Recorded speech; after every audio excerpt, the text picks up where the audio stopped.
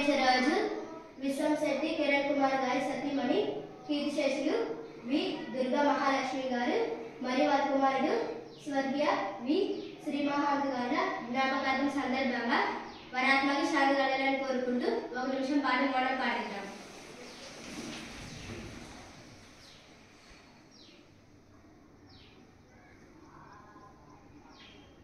ఈ సందర్భంగా విశ్వంశెట్టి కిరణ్ కుమార్ గారు మనకి బ్రేక్ఫాస్ట్ ఏర్పాటు చేసినందుకు శారదా చిల్డ్రన్ హోమ్ తరఫు నుండి ప్రత్యేకమైన కృతజ్ఞతలు తెలియజేద్దాం.